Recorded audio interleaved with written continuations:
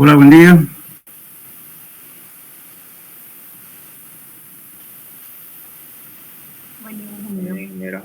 Ya, empezaremos con la clase, por favor. Ya. Bueno, estábamos hablando el otro día, ¿no es cierto?, de la red de flujo. Dijimos que la red de flujo es la red la red de flujo es la formación de las líneas equipotenciales y las líneas perdón, la red de flujo son las líneas equipotenciales y las líneas de flujo. Las dos líneas conforman la red de flujo. Entonces, habíamos visto este ejemplo ya anteriormente, entonces ahora vamos a ver efectos de la filtración. ¿Qué causas puede ocurrir con la filtración? O sea, hay dos efectos en el suelo. Uno que se llama filtración cuando sale el agua. El otro efecto es la infiltración, que se entre el agua hacia adentro. Ese es infiltración. El otro es filtración. Nosotros estamos hablando de la filtración, lo que sale el agua. La filtración no controlada es la causa de dos tipos de dificultades, ¿no es cierto? Si es demasiada filtración, hace que las excavaciones sean excesivamente húmedas o que se produzcan pérdidas de agua en las presas. O si tenemos, por ejemplo, generalmente cuando se hacen, vamos a hablar un poquito de eso, cuando se hace una presa, ya sea de hormigón o presa de tierra, se hacen exploraciones primeramente en las riberas, digamos, en ambos lados de la represa. Y luego, lógicamente, en el lugar de cierre de la represa. Muy bien, no siempre vamos a tener condiciones adecuadas, no totalmente que sean estancos, ¿no es cierto?, como el material de fundación o la parte lateral, sino que a veces hay fisuras, hay problemas, digamos, y por más que sea roca, puede haber que puede ser que la roca esté fracturada. Entonces, cuando el nivel de agua sube 30 o 40 metros de altura, entonces hay demasiada presión y por tanto el agua se pierde por infiltración. Entonces, en esos casos, lógicamente, que hay que hacer un tratamiento especial. Generalmente se hace, ¿no es cierto?, si hay roca, no siempre las represas van a ser sobre roca, también se hacen sobre suelos arcillosos, siempre buscando la parte más angosta posible, digamos, si estamos en un río. Entonces, lo que se hace es hacer orificios, lógicamente agujeros con diamantes y roca, y a través de los cuales se prepara el echamiento y se inyecta con bombas de alta presión, bomba de pistón, y lógicamente ese cemento cuando ya se seca, lógicamente cierra los espacios vacíos que está permitiendo la infiltración del agua. Eso se hace tanto en ambas riberas y también en la parte central. Entonces se hace una especie de cortinas, de tal modo que disminuye la filtración. Muchas veces la filtración es tan grande que en la época de lluvia embalsa el agua, después a los pocos meses ya no se tiene agua. Eso es problema, digamos, de infiltración. Bien, o también al revés, ¿no? Porque muchas veces estamos haciendo alguna cosa, ¿no es cierto? El agua filtra y por tanto, por ejemplo, en el caso de los sótanos. En los sótanos, ¿qué ocurre? Hay el problema de filtración, debido a que si tenemos un sótano, los muros de contención o la losa de fondo, si dejamos demasiadas fisuras, no le hacemos un tratamiento adecuado, entonces, ¿qué va a ocurrir? Cuando asciende el nivel de agua, en épocas de lluvia, o siquiera por instantes, muchas veces el agua asciende y después empieza a bajar. Pero en ese transcurso de subida y bajada, hay filtración hacia el sótano. Ahora, el efecto de la losa de fondo es problema más que todo de capilaridad. Entonces, cuando el agua asciende, ¿no es cierto?, por capilaridad, si tenemos un suelo fino, entonces va a subir y por consiguiente va a filtrar el agua por la losa de fondo. También hay que hacer un tratamiento ahí. ¿Qué tipo de tratamiento se hace? Para romper el efecto capilar, si estamos abajo, ¿no es cierto?, siempre se debe colocar una capa de piedra, por lo menos unos 15 centímetros de espesor, para romper el efecto capilar. Pues se acuerdan ustedes de suelos 1, dijimos, ¿no es cierto?, que la altura capilar es inversamente proporcional al diámetro del conducto. Entonces, lo que hacemos con piedras, estamos aumentando el diámetro del conducto, por consiguiente rompe el efecto capilar. El agua llega hasta ahí, pero ya no ingresa a la losa. Lógicamente encima de esa piedra se coloca una cámara de arena y una manta sintética que se puede colocar, y recién se coloca el hormigón. En ese caso estamos garantizando de que no haya filtración de agua por efecto capilar, que hay que tener que olvidarse un poco eso. Hay muchos sótanos que si no se hace ese tratamiento, en la época de lluvia el agua se filtra por los muros de contención y bueno, el agua sale en forma de lágrimas, a veces hasta chorros, o por abajo, ¿no es cierto? Y si es un garaje, pues el sótano, ¿qué va a pasar? Va a haber agua allá adentro y van a tener que estar, hay muchos sótanos así que están recolectando agua, ¿no es cierto?, a una pequeña piscinita que se hay adentro, y luego pone una bombita con un flotador y está botando agua al alcantarillado disimuladamente, al sistema de alcantarillado fluvial, a la calle. Eso ocurre cuando no controlamos justamente la filtración y también la infiltración. Va a depender del caso.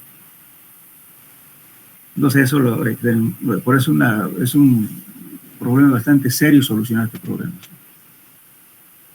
Bien, entonces, decíamos, ¿no es cierto?, que la filtración no controlada es causa de dos tipos de dificultades. Demasiada filtración hace que las excavaciones sean excesivamente húmedas o que se produzcan pérdidas de agua en las presas. Presión de agua excesiva produce el levantamiento o la pérdida de resistencia del suelo. El control de la filtración es un trabajo complicado por el hecho de que la corrección que se haga en un punto que puede agravar las condiciones en otro. Otra cosa que quiero indicarles, y ese es un criterio generalizado. Muchas veces resulta que van a hacer una cimentación, supongamos, fundaciones corridas de hormigón armado, o zapatas que van a colocar ahí. Entonces, si encuentran agua, ¿qué hacen? Agarran le hacen un hueco más allá y mediante le colocan un turril perforado y colocan una bomba. Entonces la bomba está bombeando para agua turbia. Esa turbia son los finos que conforman justamente la capacidad portante del suelo. Si le estamos arrastrando los filos, entonces los finos que queden, el suelo inestable, va a bajar su resistencia. Entonces, si colocamos una zapata, supongamos que hayan calculado con 1 kilo por centímetro cuadrado, eso ya no es 1 kilo, eso posiblemente baje a 0,5 o 0,6 kilos por centímetro cuadrado. ¿Por qué? Porque lo han quitado los finos. La misma cosa ocurre cuando estamos haciendo sótano. Hay mucha gente que hace eso. Agarran una excavación, colocan una bomba y empiezan a bombear. Pero sin embargo están dañando las estructuras aledañas, porque están sacando todo el fino que está conteniendo en el suelo. Entonces, lógicamente, quedan los granos gruesos y los granos gruesos con la presión se reacomodan y causa asentamientos. Por eso, en lo posible, si uno quiere hacer ese tipo de trabajo de evacuar el agua o bajar el nivel freático, ¿qué es lo que hay que hacer? Se puede colocar tubos, no sé, perforados, pero debidamente protegidos con filtro, con prefiltro, con grava graduada, como se hace un pozo de agua, lo mismo. Y luego se coloca la bomba sumergible y se bombea. Entonces está llevando agua limpia. Si lleva agua limpia, implica de que no hay ningún problema de afectarle a nadie. Lógicamente que sí. En el caso, sería, digamos, si estamos tomando agua, lógicamente estamos sacando agua, estamos disminuyendo digamos, el agua que está en los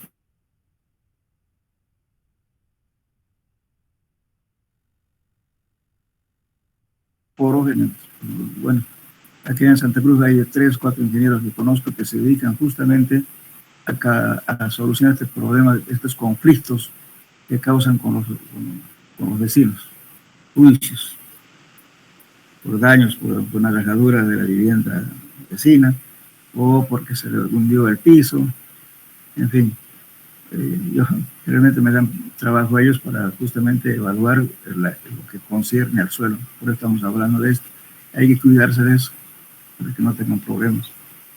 A veces es fácil, pues, ¿no? Generalmente el que no tiene criterio dice, bueno, agarren un turril, pónganle ahí, métanle bomba, lógico.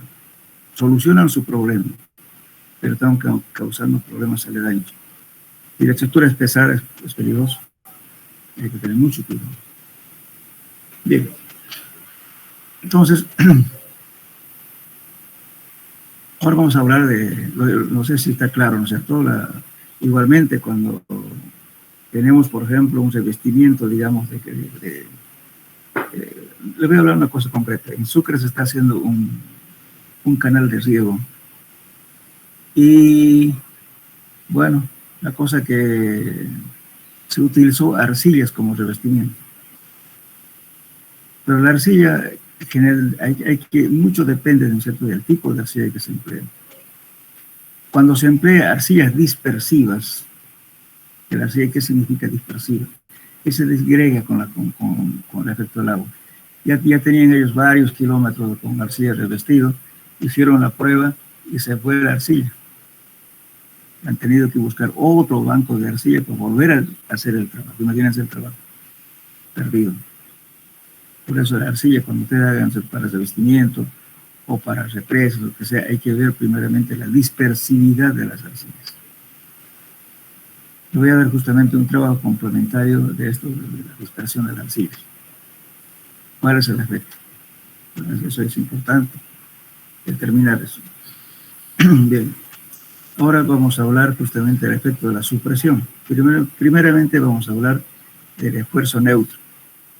El esfuerzo neutro ya lo vimos, ¿no es cierto?, que también se llama esfuerzo intersticial o presión de poros. Entonces, entonces cuando estamos hablando, ¿no es cierto?, cuando el agua está sin movimiento, entonces, lógicamente, solucionamos utilizando las leyes de la hidrostática, porque es estático. ¿Y esto simplemente qué es?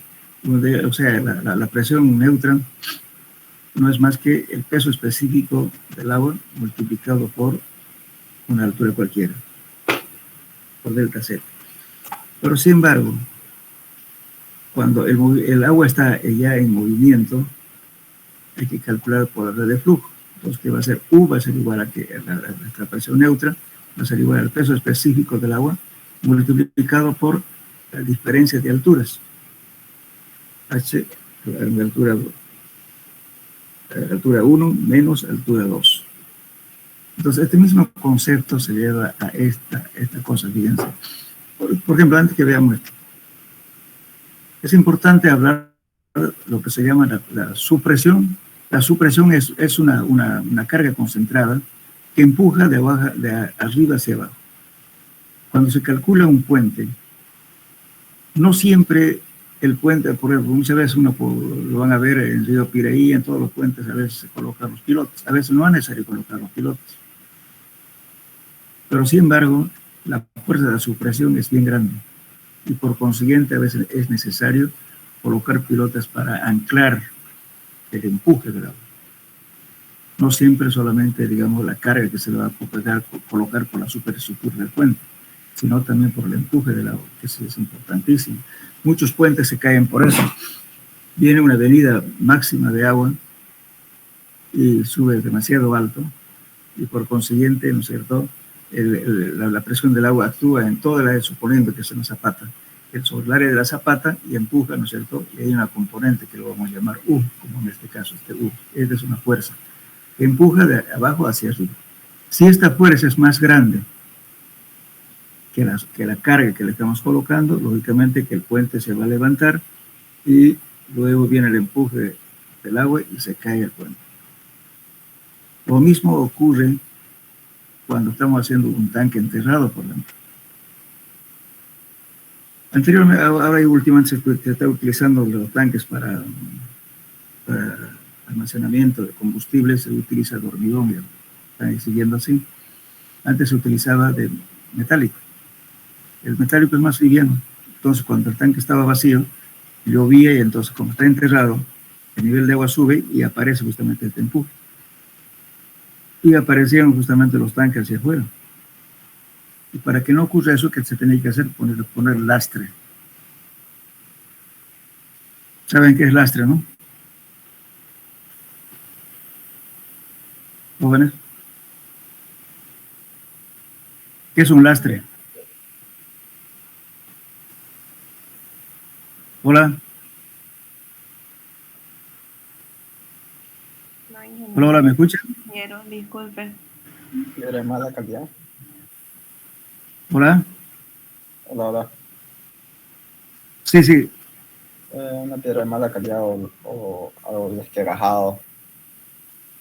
El lastre sabe que, pues, por ejemplo, digamos, si algo flota, usted tiene que colocar un peso de tal modo que contrarreste ese empuje.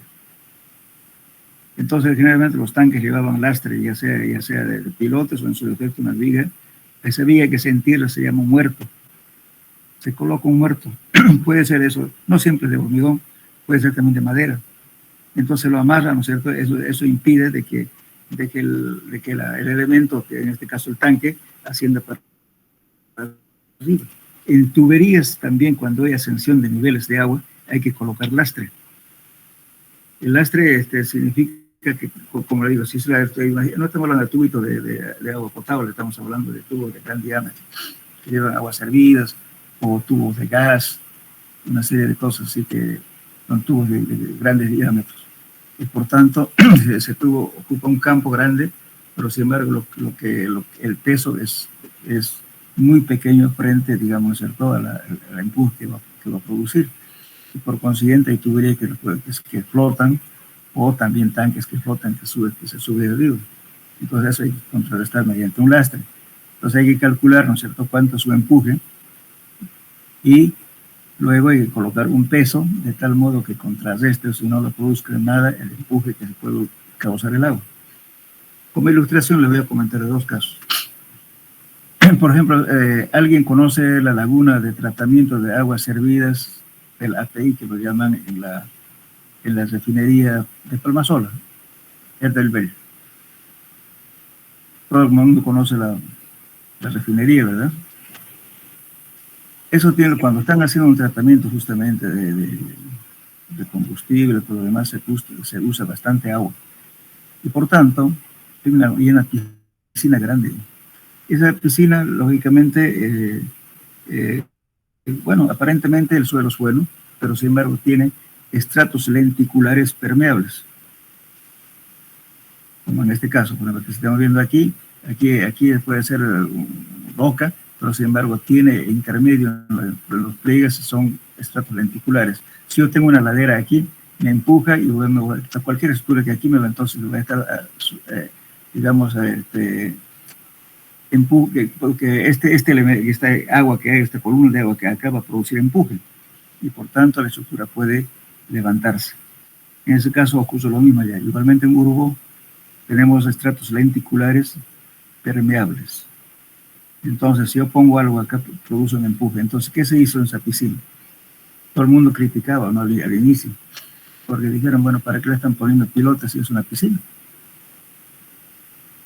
Pero los pilotes no era para poder soportar el peso de la piscina, sino era justamente para soportar el empuje del agua, para que no flote la piscina. Después, otro problema que hubo en Río Grande. Bueno, en Río Grande nosotros participamos justamente en ese problema. Resulta que la tubería que lleva gas a Brasil tenía que ser por arriba, pero sin embargo se hizo una perforación dirigida. ¿Saben qué es perforación dirigida, jóvenes?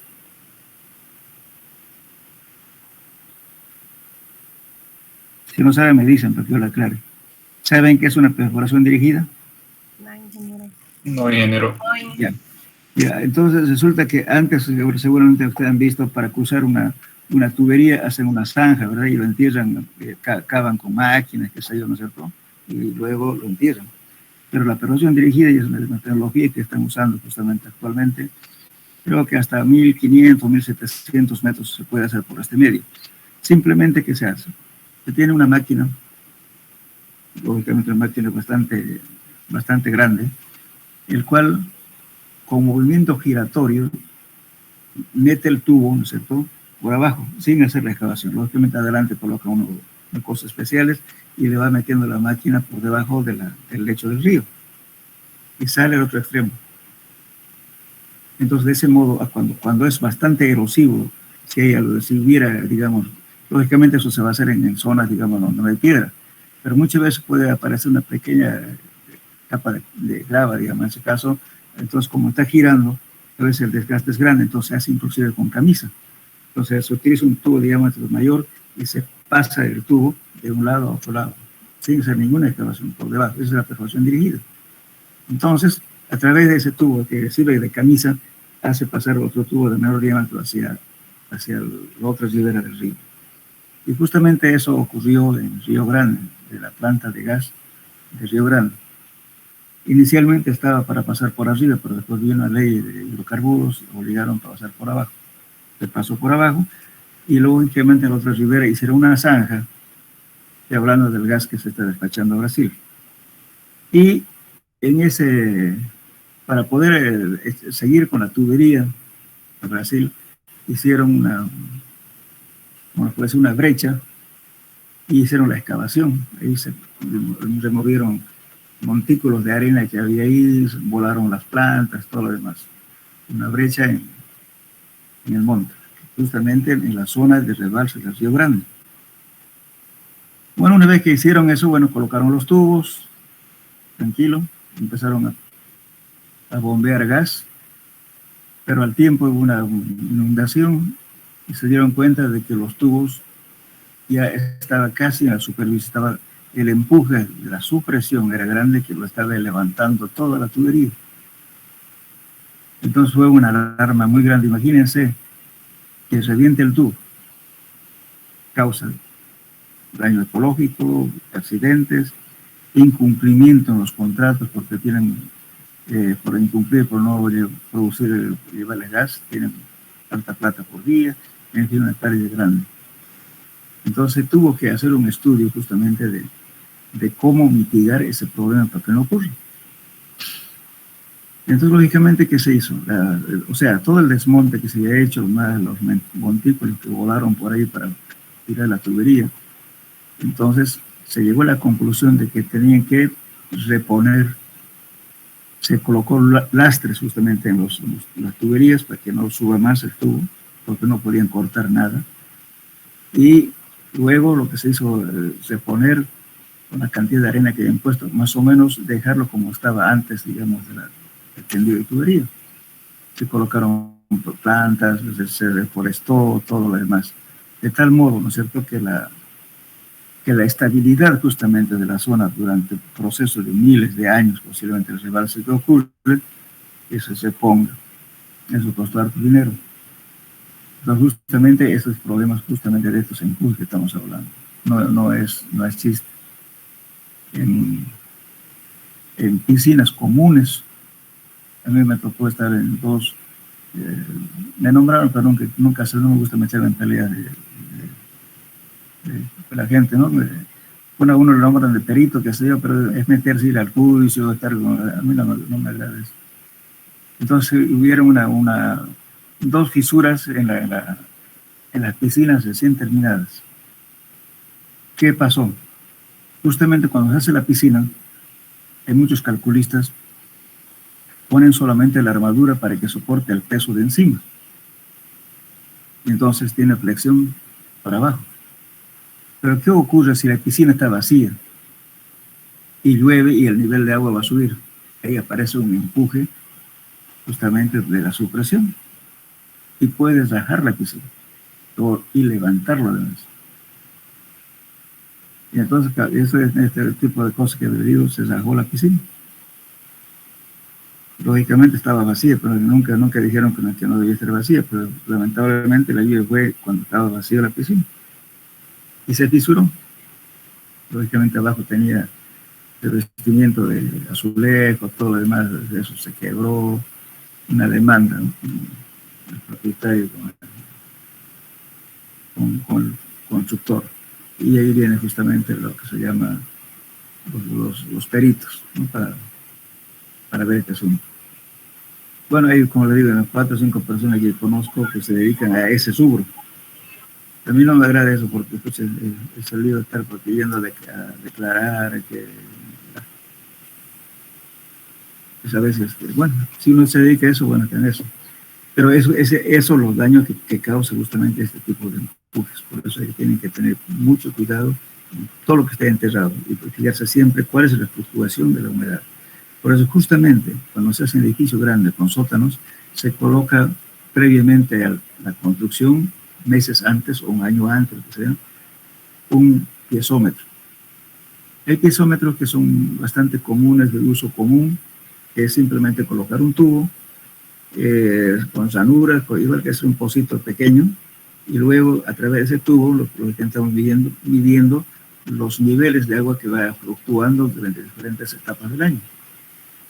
Aquí en Equipetrol han tenido problemas, por ejemplo, de eso. Uno, el envasador, tuvieron que colocar pilotes de anclaje ya cuando ya estaban en la etapa constructiva, porque se dieron cuenta de que el empuje era muy grande. Y ese mismo problema hubo justamente, yo le hice el estudio de suelo, que va a ser la torre más alta, que es el Gran Tower, creo, del dueño de Gloria Medina, está al lado de Manzana 40, y ese va a tener 34 pisos, y ahí creo que son 4 sótanos para abajo. Entonces ya se toman en cuenta estos efectos que estamos hablando. Pero a veces cuando uno, lógicamente a veces uno por falta de experiencia o alguien que no ha hecho se tropieza con este problema, pues, ¿no? Pero siempre es conveniente en estos casos colocar piezómetros. Bien, entonces continuando con el tema, no sé si está la ilustración hecha, pero cuando hacemos, por ejemplo, esto aquí, no es más, fíjense, este U es una carga puntual. Esto ya ustedes ya lo conocen, ¿no es cierto?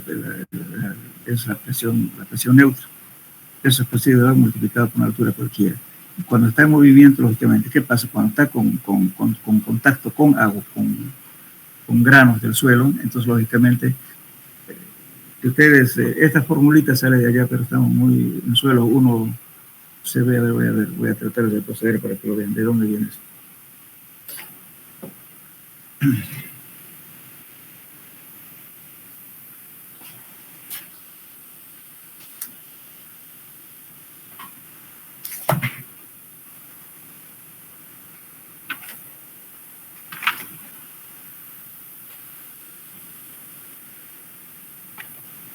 Bueno, en suelos 1 vimos, ¿no es cierto?, la relación de vacíos, o sea, un valor n, era no más que el área de vacíos dividido entre el área total.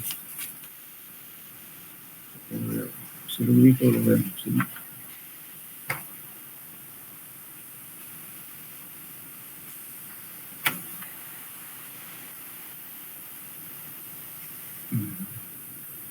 Voy a retroceder un poquito, por favor, para que lo veamos de dónde viene esto.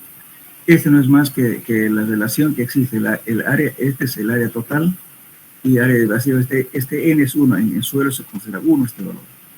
Entonces, este U viene a ser esto. Entonces, ¿qué significa? El n al final va a ser 1, porque en suelo se considera 1. Entonces, esto va a ser gamma del suelo, peso específico del suelo multiplicado por h por la altura total menos la altura en la cual asciende el agua. Todo esto multiplicado por el área de contacto. Por eso, fíjense, esto está el peso específico esto viene, o sea, hablando de unidades. Este es kilos por metro cúbico, por metro, y el que da metro cuadrado.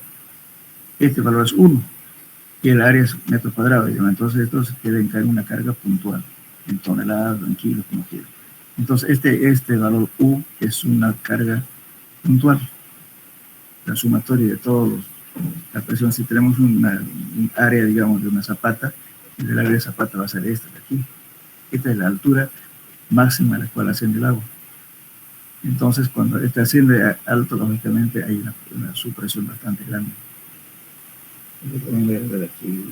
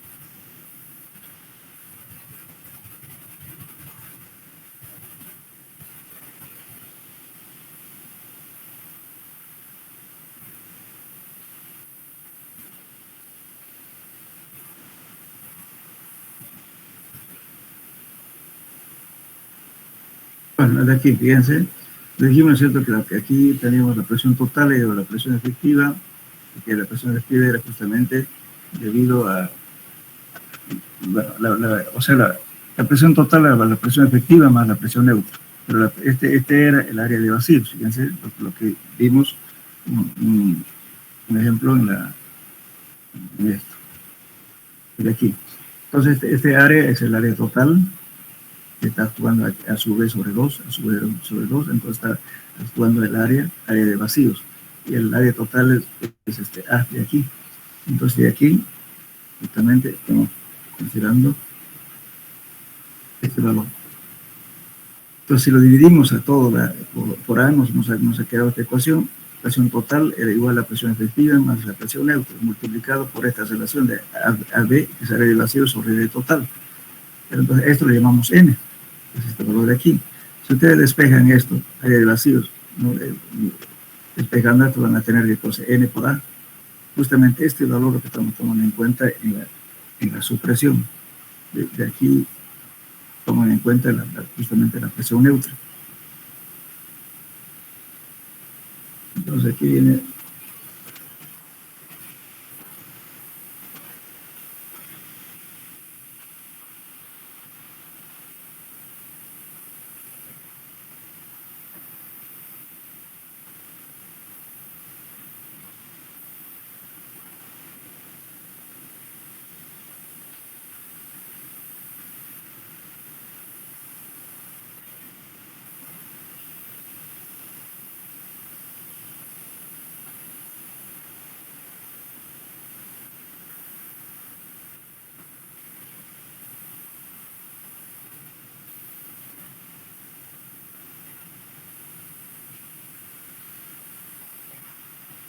bueno, estamos hablando aquí. Entonces este es el valor final de eso. Entonces por eso esto en cálculo ya se considera 1. Entonces nos va a dar gamma del agua multiplicado por H, la altura total menos la altura de ondulación del agua, multiplicado por el área. Por eso mismo nos da esto una carga puntual, considerando esto. Entonces la supresión es una carga puntual que en realidad es la presión que está actuando en todo el área. Si multiplicamos esa presión por el área total de la estructura, nos da una carga puntual. Esta es entonces la supresión. Ya, ahora, otro caso se puede ocurrir también, por ejemplo, en el sector de supresión, no solamente en estos casos con un río, digamos, podemos también, si tenemos una estructura, por ejemplo, como en este caso, en roca, pero que las rocas tengan esta conformación, ¿no es cierto? Todo esto es roca, pero sin embargo tienen estratos lenticulares, ¿no es cierto?, permeables, el cual, si tengo una ladera aquí, lógicamente de una tracción, eso es lo que va a actuar en el levantamiento de la estructura. Entonces, si eso lo podemos calcular, si este empuje de aquí, la sumatoria de todas las presiones que actúan, voy a tener que en esta fuerza que se le empuje, si ese empuje de la estructura es menor, lógicamente, la estructura se va a levantar. En los puentes ocurre eso, en las piscinas, como les decía, en los tanques, en fin, en las tuberías.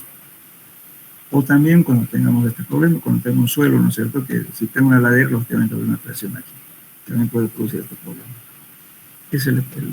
Por eso ustedes tienen que ver, cuando calculan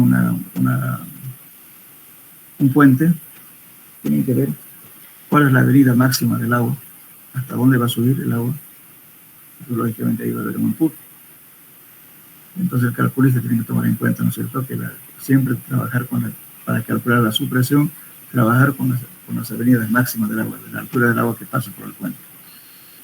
Y si está haciendo con zapatas, lógicamente va a tener que tomar en cuenta el área de la zapata. Por eso muchas veces en los ríos, los puentes, la mayor parte están hechos con pilotes, debido justamente a que, más que todo por el problema de la supresión. Eso de los duros, por ejemplo, tenemos una gran cantidad de grava. Entonces en ese caso, ¿qué va a pasar? El suelo es permeable. El suelo va a aguantar para compresión, pero no va a aguantar a la supresión porque la estructura lo levanta la misma estructura que estamos haciendo en este caso, la zapata. Que sea más grande la zapata, mayor presión, mayor empuje. Entonces, por eso está diciendo, cuando la supresión en la base de una estructura excede al peso de la misma y las cargas que soporta, la estructura se levantará. Ejemplo, como decíamos, un tanque vacío de hormigón para la alimentación de la planta de tratamiento de agua puede ser levantado por la fuerza de la supresión. Eso es lo que ocurre. Por eso es importante ver, por ejemplo, en el estudio del suelo. Ahora, también otro caso, ¿no? que algunas veces uno, cuando ve un perfil de un suelo, lógicamente lo puede encontrar usted a 4 o 5 metros de arcilla y encima de la arena. Pero dice, bueno, de agua no pasa nada, no hay agua. Pero hay que esperar de que cuando hay una lluvia intensa, entonces la arcilla sirve como una manta impermeable, no deja que el agua se infiltre rápidamente. Entonces, en ese instante, el agua asciende hasta arriba. Entonces, en ese momento, la ascensión del agua aparece ese empuje y puede causar problemas en las estructuras. Especialmente cuando estamos hablando como el caso de las piscinas, de tuberías, zapatas, ¿no es cierto?, que estén sometidos a ese tipo de esfuerzos. Bueno, ahora vamos a ver el levantamiento y agitación de un suelo. La supresión se desarrolla dentro de la masa de un suelo en forma análoga a lo que ocurre entre el suelo y la estructura. Aquí vamos a ver lo siguiente. Debido a que las áreas de contacto entre los granos del suelo son muy pequeñas, la razón de n es 1, pues estamos considerando que el suelo es 1. Y la fuerza de supresión viene a ser de cosas. Simplemente U es igual a ¿qué? A la presión neutra, que en este caso va a ser gamma del agua, multiplicado por H menos Z por A. Entonces eso es lo que estoy mostrando en esta ecuación de aquí. Este es 1. Entonces va a ser simplemente el presión neutra, ese U que lo estoy mostrando, va a ser simplemente el gamma del agua, H menos Z por el área de contacto.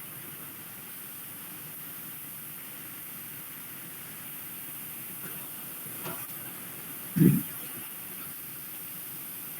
Lógicamente, ¿qué ocurriría, por ejemplo, cuando esta, pues, si el área de contacto es igual, entonces voy a leer que la fuerza, ¿no es cierto?, en este caso, de esta supresión, si el peso de la estructura es igual a la supresión, entonces, ¿qué va a ocurrir? Este es un caso inestable. Pero que lo que comenta, ¿no es cierto?, esta presión va a ser sigma igual a U. Si es cierto, si esta presión es de esperar que esta presión sea siempre mayor, o sea, que el peso, digamos, de la estructura siempre mayor que el empuje que va a producir. En ese caso está estable, pero si está igual, es inestable.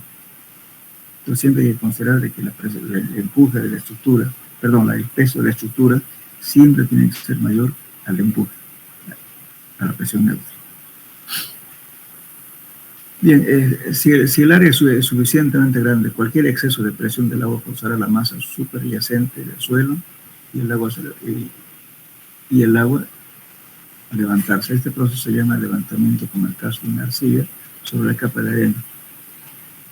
Sigma igual a U. El suelo se expansionará con una reducción de vacío y en el caso por una vejiga. Lo que estamos viendo ahora, esto no estamos refiriendo a este caso. También puede ocurrir este caso. Fíjense, aquí ¿qué está pasando? Estamos haciendo una analogía. Supongamos que hubiera un cerro, pero sin embargo, si demostraron esto, ¿no es cierto? Aquí hay una columna de agua y lógicamente el agua entra por acá. Aquí hay una arena, ¿no es cierto?, una arcilla, supongamos, por último, ¿no es cierto?, pero o una arena bien compacta, pero hay este tipo de caso. Ahora, si el agua entra aquí, lógicamente esto con el tiempo se va acrecentando, así. Se transforma como si fuera una vejiga, como un globo que estamos inflando. Entonces, si esta vejiga se hace grande, lógicamente que la presión del agua que está empujando de acá va a hacer que esto explote. En ese caso, bueno, la falla total de cualquier estructura que estuviera, entonces va a causar un problema. Entonces, vamos a ver ahora, utilizando esto aquí, vamos a llamarle la altura delta H. Esta es la altura del agua y esta es la altura del suelo. Entonces, si nos vamos a esta ecuación, fíjense a esto. Aquí estamos diciendo que U es igual a la gamma del agua, estamos diciendo que es la altura el peso específico del agua multiplicado por la altura del agua más la altura del suelo más el incremento de altura. Entonces todo esto vamos a obtener esta ecuación. Y luego hacemos esta igualdad, que sigma, no debido al peso de la estructura, va a ser igual a la presión neutra. En ese caso, reemplazando esta misma ecuación con esta igualdad, vamos a llegar a esta ecuación. El gamma del suelo, por si acaso, gamma del suelo menos gamma del agua sobre gamma del agua. Esto se llama la gradiente crítica y justamente sale de esta figura. Estamos tomando en cuenta el gamma del agua, ¿no es cierto? Esta es la altura total del pH, la altura del agua y la altura del suelo. Haciendo las ecuaciones, llegamos a este valor, a este. Esto es gamma del suelo menos gamma del agua sobre gamma del agua. Esto generalmente está indicando, ¿cierto?, que para arenas saturadas este valor lo podemos aproximar a 2000 kilos por metro cúbico. Y el peso específico del agua, que es este de aquí, lo tomamos a 1, que es igual a 1000 kilos por metro cúbico. Y en ese caso, ¿no es cierto?, entonces la gradiente crítica va a ser 1.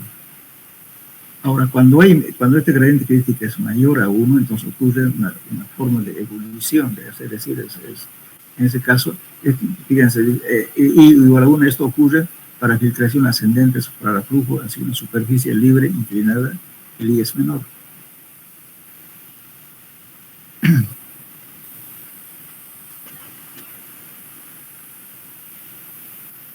Bien. Entonces, antes que vayamos al otro, esto lo vemos este esquema más. Ahora, los controles justamente de el ancho de la zona crítica, ¿no?, para que no ocurra este tipo de problemas, se hace tratamiento. Supongamos que tenemos nivel de agua y que tenemos una tabla estaco o muro o lo que sea, pero que sea impermeable. Entonces, ¿qué ocurre?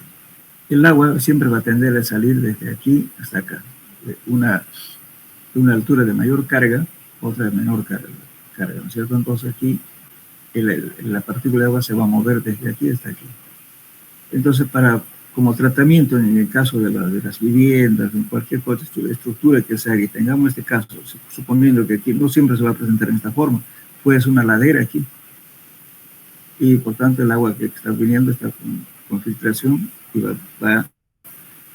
si esta es una estructura, digamos, abajo, entonces el agua va a tender a salir aquí. Lo peligroso es cuando el agua, cuando sale aquí, lleve sedimentos. En ese caso, causa el riesgo de cualquier estructura que haya aquí. Entonces, puede salir el agua, pero que sea agua limpia, sin llevar ningún sedimento. Y para eso, justamente, una formulita que dio Terzaghi dice lo siguiente: el tratamiento que se debe cuidar es que tiene que ser mínimamente en una longitud de medios. D puede ser la cimentación impermeable, o puede ser una cortina, lo que sea. Ese es D. Entonces, mínimamente, para que el agua no acarree finos, entonces hay que hacer un tratamiento aquí a una longitud de D medios. Entonces, ¿cómo se hace el tratamiento? Simplemente hay que colocar una grava graduada, una manta geotextil y encima otra vez grava. Entonces el agua sale limpia, no lleva ningún sedimento. En ese caso, toda la estructura que está de este lado queda estable. Pero si no hacemos esto, entonces ¿qué va a pasar? Pues el sedimento se va a ir yendo, ¿no es cierto? Entonces aquí queda el esqueleto grueso y por tanto este suelo va a ser inestable y corre el peligro de la estructura.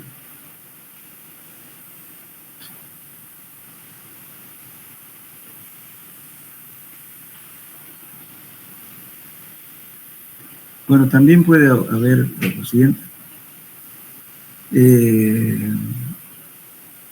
Normalmente esto también ocurre en la estructura, digamos, suponiendo, ¿cierto? Aquí están, fíjense, esta línea equipotencial, estas líneas de flujo, esta es una red de flujo. Pero el agua siempre tiende a salir, justamente si es cierto, es impermeable, el agua va a salir por la parte más débil y la más corta, que va a ser aquí. Entonces, si está controlado aquí, no pasa nada. El agua puede salir. Pero ahora, el problema es que aquí, si yo dejo salir el agua y no controlo, se llevan sedimentos, se produce se llama un proceso retroactivo o una retroexcavación. En inglés lo llaman pipping, no lo que quiero decir en inglés, pero yo lo conozco por retroactividad en este caso. O sea, se hace primeramente, ¿no es cierto? Se hace un pequeño huequito, estos se llaman también tubulaciones. Entonces el sedimento que va llevando primeramente va a hacer que se presente una pequeña fisura aquí, un pequeño agujero. Luego va a producción de más sucesivamente. Cuando no se controla este tipo de tubificaciones en las represas, pueden fallar. Especialmente en presas de tierra o presas de hormigón, que por las fundaciones tengan este problema. Entonces todos los sedimentos se han hecho una especie de tubos. Entonces, lógicamente a veces no es visible a simple vista, pero el agua, ustedes saben, de una partícula tan pequeña, entonces se hacen conductos. Entonces este tipo de caos, ¿qué va a ocurrir? Si es una estructura pesada, aquí se va a hundir, puede colapsar. Si es una represa, puede haber una falla, porque aquí tenemos una gran masa de agua y por tanto puede ser una falla. Por eso en las represas también justamente se hace un tratamiento a aguas abajo, ¿no es cierto?, de controlar este tipo de filtraciones que puede ocurrir. Si no, podría ocurrir este tipo de tubificación y bueno, es una falla total. A veces ocurre en las represas inclusive tubificaciones en la estructura misma del cierre de la represa. Eso hay que cuidar.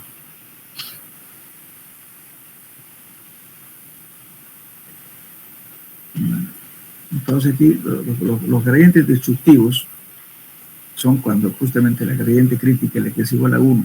Cuando es mayor 1, entonces se llaman gradientes destructivos. Lo recalculamos aquí por esta fórmula. Es de la gradiente crítica. Si en caso de que fuera mayor a 1, entonces quiere decir gradiente crítica. Entonces en ese caso ya ocurre, o puede ocurrir cualquier problema que suelo y estructura. Ahora, la regulación de filtraciones, por ejemplo, la regulación de filtraciones del flujo en el suelo implica reducción del gasto, reducción de la presión de agua o el aumento de la carga que resiste la presión de agua. La filtración excesiva es producida por la alta permeabilidad o corto recorrido del agua. Si la masa del suelo a través de la cual se produce el flujo, algunas veces obra de goma, ¿cierto?, como en el caso de la construcción de una presa. La permeabilidad puede reducirse por su apropiada selección de materiales. Por ejemplo, mezclando una pequeña cantidad de arcilla con arena, esta mezcla o similares puede reducir su permeabilidad y usarse en revestimiento de canales y presas de tierra. Pues lo que es, hay varias técnicas, pero justamente el problema es solucionar ese tipo de casos, ¿no? Entonces, por ejemplo, en caso de presas, pero leeremos un poquito más. En el caso de un depósito natural es más fácil cambiar, sin embargo, puede utilizarse agentes dispersantes como el tetrafosfato de sodio mezclado en la superficie de una arcilla o estructura flocular. No olvidé decir, cuando hablamos de la presa el otro día, el rato, ¿no es cierto?, dijimos hacer perforación e inyectar cemento para cerrar las fisuras de las rocas. No siempre se utiliza solamente cemento. Un aceite de floculado, se echa un dispersante para que la arcilla se convierta como si tuviera líquido viscoso, y eso se le inyecta justamente mediante una bomba de alta presión para que cierre los poros. O en su defecto, la lechada de cemento. Entonces, por otra forma de control de filtración es alargar el recorrido del tubo, ¿no? En la presa se puede colocar un núcleo de materia impermeable. Por ejemplo, no sé si tengo aquí un ejemplo. Aquí. Vamos a hablar de lo que ha hecho Sabopac, por ejemplo. Sabopac simplemente ha hecho este tipo de un núcleo, porque han hecho sus lagunas de oxidación en la vía 1 de Mayo, después aquí en el parque industrial. Entonces, se han hecho unas represas de este tipo y y el apoyo puede ser otro material, no me acuerdo qué material, pero podemos poner inclusive arena aquí, no pasa nada, ¿no? Y esto sí es el material que tiene que dar la impermeabilidad. Y el suelo de cimentación también puede ser cualquier material, no siempre vamos a encontrar arcilla. Entonces, si el suelo es permeable, entonces se coloca una manta impermeable, generalmente se coloca arcilla debidamente compactada. ¿Conocen ustedes el vertedero de residuos sólidos? El basurero. Hola. Lo que pasa, por ejemplo, en el vertedero de residuos sólidos se coloca esto. Lógicamente, no esto, pero sí en la base. Ahora, por ejemplo, en el vertedero nuevo, están en proceso justamente de compactación. Sí, sería bueno ir a visitar, especialmente qué están haciendo. Entonces, pese que el lugar donde están haciendo el vertedero es un suelo limo arcilloso, pero sin embargo han hecho la compactación y encima se está colocando justamente esta capa de arcilla debidamente compactado, de baja permeabilidad, para que el agua no se infiltre y contamine los acuíferos. Entonces esto hay que controlarlo. Hay que hacer ensayos de qué? 1, de permeabilidad.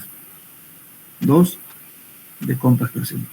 Entonces tiene que estar debidamente compactado a la densidad máxima para que este no deje pasar el suelo. Además de eso, le colocan una manta más encima aquí, para que los lixiviados no vayan a dañar para que entre digamos, el agua contaminada y contamine los acuíferos. También cuando se hace un estudio para vertederos de residuos sólidos, no es nomás el agujerito ahí, no es así. Hay que hacer, por ejemplo, cuando si alguna vez le toca a usted hacer un estudio de suelo para vertederos, ¿qué se hace? Primeramente hay que ver el tipo de suelo, la permeabilidad, ¿no? La clasificación de suelos es arena, limo, arcilla, etc. Luego determinar las relaciones gravimétricas. ¿Qué son las relaciones gravimétricas? Relaciones de vacíos y porosidad. Y lógicamente la altura del estrato que está sobre el nivel freático. Con eso se calcula cuántos años, en un supuesto caso de que hubiera fuga de contaminantes, en cuántos años va a tardar esa contaminación al llegar aquí a los acuíferos. Si yo tengo un terreno adecuado, tengo que hacer ese trabajo. No siempre voy a colocar arcilla. Si tengo arcilla ya con buenas condiciones, pues puedo colocar encima directamente la basura. Pero si no cumple esas condiciones que estoy hablando, entonces, ¿qué tenemos que hacer? Hacer el tratamiento justamente capa por capa, hacer todo el vertedero, especialmente cuando se empieza a echar basura. Hay que hacer un tratamiento del suelo natural para que no haya infiltración adentro. Entonces, cuando se haga un sondeo, no es solamente sondear y decir este suelo, no. Eso, si ustedes revisan las normas en NORCA, está justamente el tratamiento de residuos sólidos, cómo se puede escoger un lugar que sea apto para vertedero, no cualquier zona. Bien. Ahora, lógicamente las presas, como decía, ¿no es cierto? Aquí tenemos una presa que no impide que el agua salga, pero aquí tenemos un estrato permeable. Y también podemos hacer de esta forma también. Su núcleo no necesariamente este material tiene que ser arcilla, puede ser cualquier material. Lógicamente que aquí hay que cubrirlo, ¿no es cierto?, por el oleaje, porque resulta que este oleaje a veces va, y además de eso este nivel a veces fluctuante. Entonces hay que colocar, si es una represa, hay que colocar un enrocado de piedra, un geotextil, para que justamente, ¿no es cierto?, se controle. Y acá lo mismo, aquí a la salida también se hace un tratamiento. Ahora, todas las presas que se hace en Santa Cruz están así, con su núcleo aquí y la base impermeable. Las aguas hervidas que llegan ahí, aquí se convierte en laguna, entonces tiene que estar tratada esta base de aquí. Y este tipo de cosas no solamente en Santa Cruz, pues, ¿no? Ustedes saben que ya las ciudades grandes como Montero, otras ciudades tienen que hacer justamente sus lagunas de oxidación. Bien, ahora también podemos hablar de la cimentación de presas, una zanja de impermeabilización, una pantalla impermeable hasta el estrato impermeable profundo. O también se puede colocar tablestacas. ¿Qué son tablestacas? Son elementos impermeables, pueden ser en planchas, o pueden ser de metal, o pueden ser de hormigón también. Por ejemplo, algunas represas se hacen pantallas. En la laguna que tiene la laguna de pesca cerca del río, como de La Guardia, tiene una lagunita de caza y pesca, interesante. ¿Cómo se hizo? Justamente aguas abajo se colocó una pantalla de hormigón para evitar justamente porque allá el estrato no era impermeable, era permeable. Se colocó una capa de arcilla encima, también en el núcleo, el cierre también, pero por seguridad se colocó una pantalla de poco espesor, no tampoco grande, de una zanja, si mal no recuerdo, que eran 2 o 3 metros de profundidad, y ahí se coloca una pantalla de hormigón. No requiere que sea armado, simplemente masa de hormigón. Y eso sirve de pantalla para que el agua no se infiltre, o posible filtración pero que sea a mayor longitud, y a veces ya la filtración ya no afecta, sino directamente se quede debajo de la superficie del terreno. No sé si alguien conoce la laguna, entrando por el kilómetro 15, a la izquierda, una lagunita interesante. Bueno, ahora vamos a hablar del proyecto de filtración, cómo controlar justamente la filtración, ¿cierto? Uno puede controlar para explotar agua, otro para mitigar la salida de agua. Entonces se diseña filtros, por ejemplo aquí dice corrientemente se emplea como filtro. Supongamos que estamos en un pozo de agua. ¿El pozo de agua qué estamos haciendo? Estamos explotando agua del acuífero, ¿verdad? De lo que sale el agua de la tierra. Pero tenemos que colocar, yo coloco un tubo, por eso es importante, eso que quede claro. Hay mucha gente de la Gabriel y otras universidades hablan voladas, disculpen la expresión, hablan cosas indebidas. Lo que pasa es que cuando se hace un pozo de agua, lo primero que hay que conocer es la característica del suelo circundante. ¿Es arena fina, arena gruesa, arcilla, limo? ¿Qué es? En función de eso se escoge la abertura de los filtros. Puede ser 0,5 milímetros, 0,7 milímetros, 0,75 milímetros viene ahí, después viene a 1 hasta 1,5 milímetros. Vienen los filtros ya de fábrica. O también uno lo puede hacer de ranura, pero con sierra mecánica, pero bien hecha, ¿no? Se puede hacer eso. Pero en función de eso hay que escoger la grava de empaque que llamamos, o llaman también prefiltro. Ese prefiltro debe cumplir cierta condición de tal modo que no impida que el agua entre al tubo, pero asegurado, y que tampoco sea tan abierto, ¿no es cierto?, de que permita entrar justamente sedimentos, o ambas cosas tienen que cumplir. Que el flujo sea libre de entrar la mayor cantidad de agua posible, y el otro que controle los sedimentos que pueden entrar al pozo. En función de eso, de ciencia se diseña. En muchos casos, en el proyecto que he visto de pozos, ya el proyectista ya le pone filtros de 0,5, de 0,7 milímetros, acaso Mandrake o qué, para que él, antes de hacer el pozo, me esté diciendo qué abertura de filtro voy a colocarlo. Es imposible.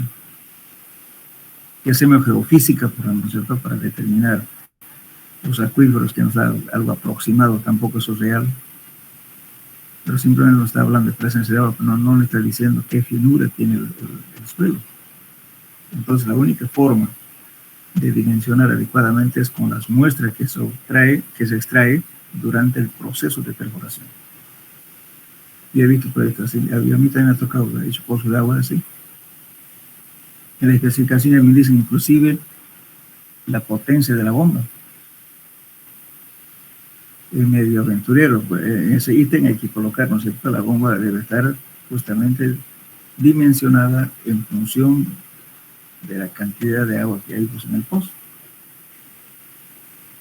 Entonces, ¿para qué voy a poner una bomba, super bomba, si voy a sacar poca agua? Voy a gastar energía y por tanto el agua que voy a vender es más caro. Entonces, por eso eso se escoge también en función de lo que uno encuentra las aguas. Ni por más que hagamos geofísica, pues repito, no podemos saber con antelación la cantidad de agua que voy a sacar. Eso es después de hacer el pozo de estudio. Por eso hay muchas variantes aquí, a veces cuando hay una licitación de pozos. Bueno, son cosas, digamos, que sale de lo técnico, ¿no? A veces están haciendo, como decirlo, están gastando más plata de lo debido, porque no están haciendo lo que tienen que hacer, porque eso después del estudio, el pozo de estudio es así, se puede diseñar definitivamente qué es lo que vamos a hacer. Bien, entonces cuando hablamos de proyectos de prefiltro, estamos justamente dimensionando esto. Por ejemplo, dice aquí, un filtro o un filtro protector es cualquier material poroso cuyos huecos sean suficientemente pequeños para impedir el helarse del suelo hacia adentro del desagüe o dren suficientemente permeable para que ofrezca poca resistencia a la filtración, y además un filtro debe ser de tal forma que no permite el acarreo de tino, que es lo que le digo. Este mismo proceso, cuando hacemos sótanos, estamos haciendo, y el nivel está arriba, le estamos sacando, repito, ¿no es cierto?, el agua de la parte lateral del agua del vecino, donde hay construcciones, y estamos justamente desestabilizando su suelo de fundaciones. Entonces podemos tener problemas, ya hubo problemas serios. Y como le digo, hubieron demandas, bueno, y lógicamente que se ha hecho daño, tienen que pagarle por los daños al vecino, no queda otra. Entonces, bueno, corrientemente se emplea un suelo como filtro. Esto quiere decir que el diámetro efectivo de sus poros debe ser menor que el de 85. ¿Qué significa esto de 85? Cuando hacemos una curva gravimétrica en suelos, vimos calcular el de 10, el de 30, el de 60, ¿se acuerdan? Hicimos simplemente una granulometría del material y luego hemos calculado el de 10, el porcentaje correspondiente, ¿no es cierto?, o sea, utilizando la curva granulométrica, y el correspondiente es, en este caso, el 85%, vamos a ver qué diámetro tiene la partícula. En función de eso se hace el diseño. Entonces, por ejemplo, aquí dice, corrientemente se emplea un suelo como filtro. Esto quiere decir que el diámetro efectivo de sus poros, lo que hemos hablado en suelo 1, el diámetro efectivo de Hassen, ¿se acuerdan? El de 10, el de 30 y de 60 para calcular la curva granulométrica. Justamente en la granulometría hemos visto eso. Se pasando, por favor, de la misma manera se coloca esto, el de 85, ya no el 60, sino el de 85 del suelo, que vaya a filtrar como diámetro efectivo un quinto de 85, eso es lo que tiene que hacer. Entonces el diámetro del filtro de 15 tiene que ser menor o igual a 5 veces de 85 del suelo. Eso es la condición que tiene que cumplir cuando estamos queriendo filtrar, digamos, que el agua salga, pero limpio, ¿no? que no lleve sedimentos. También podemos hablar de otra cosa. Si el filtro es para proporcionar un drenaje libre, debe ser mucho más permeable que el suelo.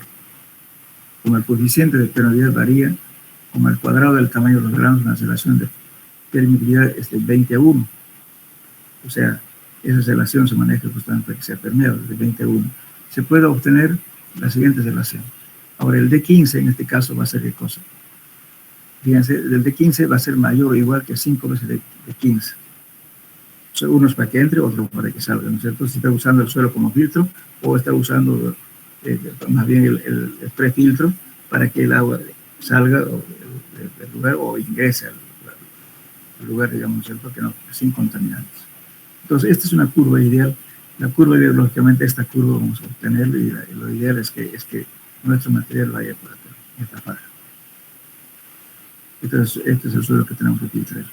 Entonces, estas condiciones tienen que cumplir. Por eso es importante hacer una granulometría en los lugares donde se va a hacer colocar los filtros, saber qué tipo de suelo, cuál es su diámetro efectivo, con una de las materias de ciencia y diseño. Lógicamente, generalmente, pero en estos casos, ya en forma digamos, práctica, casi nadie es eso, excepto cuando son pozos grandes, cuando lo exigen los supervisores, que en fin.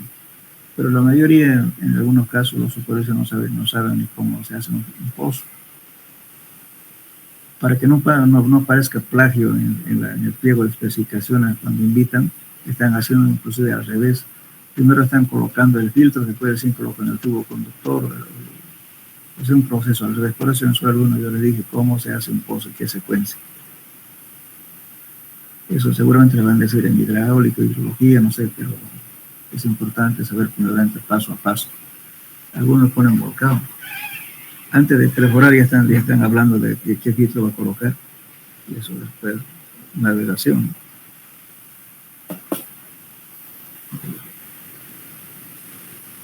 Entonces, esa es la forma, digamos, de colocar un filtro. Muy bien. Ahora vemos, ¿no es cierto?, los núcleos, digamos, para cuando se hacen represas, se hace de esta forma. Hay varias formas de hacer este núcleo impermeable. Esto simplemente es material de apoyo. Material de apoyo y material de apoyo. Bueno, hablaremos de drenaje. Drenaje significa eliminación del agua del suelo y tiene objetivo de impedir que las filtraciones vengan a acumularse y que puedan dar a las obras como sea. A ver, ¿quién me puede decir algún ejemplo de un sistema de drenaje en nuestro medio?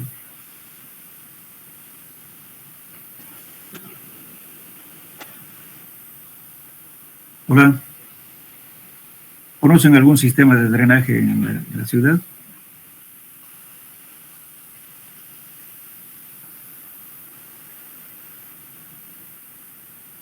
Primero definiremos entonces, ¿qué significa drenaje?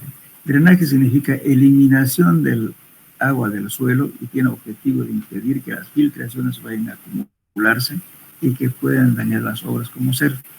Agua acumulada dentro de la excavación produce dificultad y riesgo. El drenaje mejora las propiedades físicas, del suelo en lo que se refiere al aumento de la resistencia o reducción a la compresibilidad.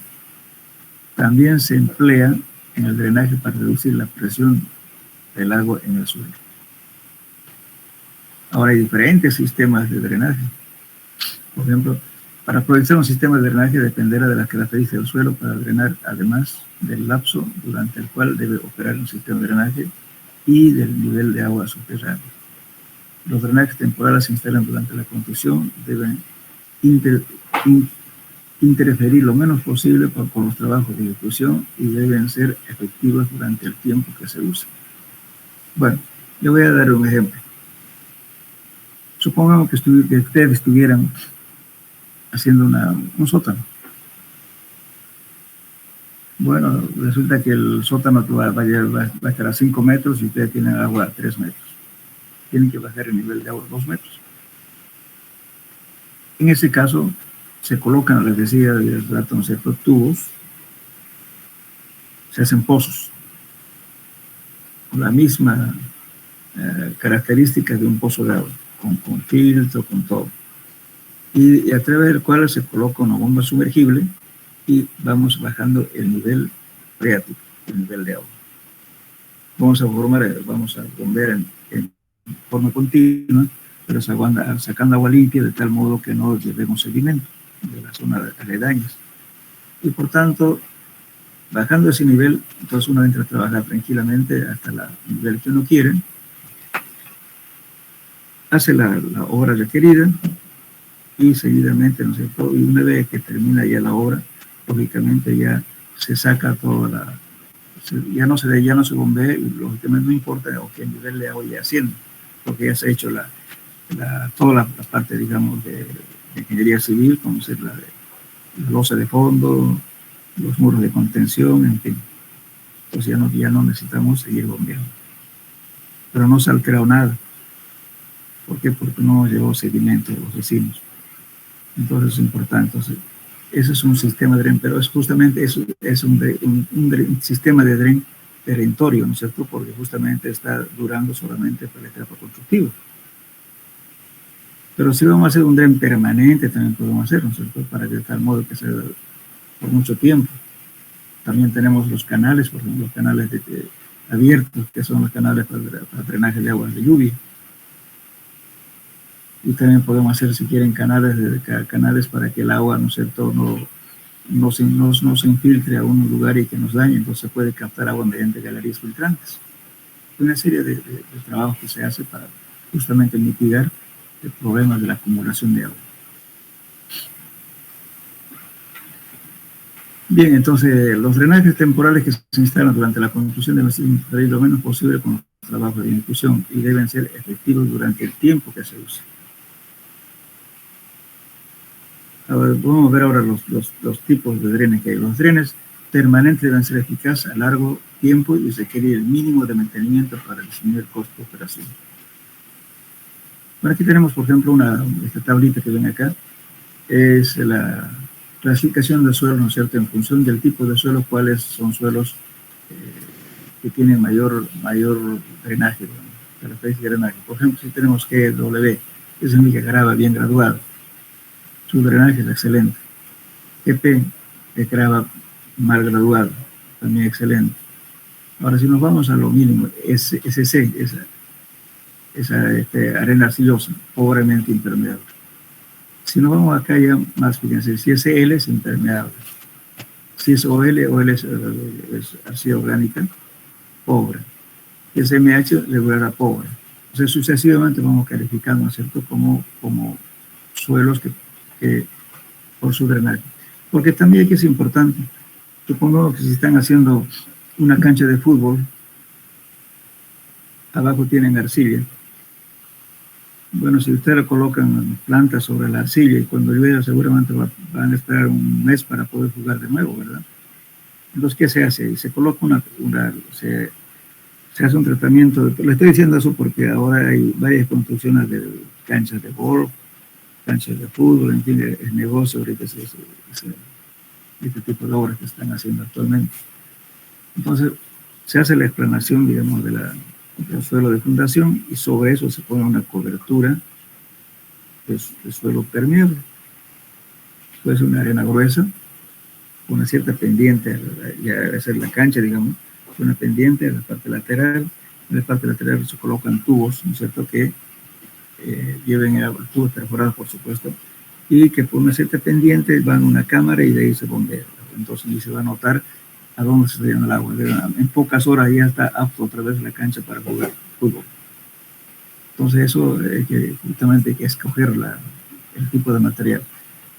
Cualquier tipo de material, señor, pero hay que hacer un tratamiento especial, como digo, si tuviera arcilla, bueno, pero hay que si es una cancha de fútbol, por ejemplo, vamos a tener que colocar un suelo permeable encima, después una capa vegetal, colocamos las plantas y listo. Solucionar el problema. Entonces, es importante ver en este cuadro, después puede ver cuáles son más permeables o otros menos permeables.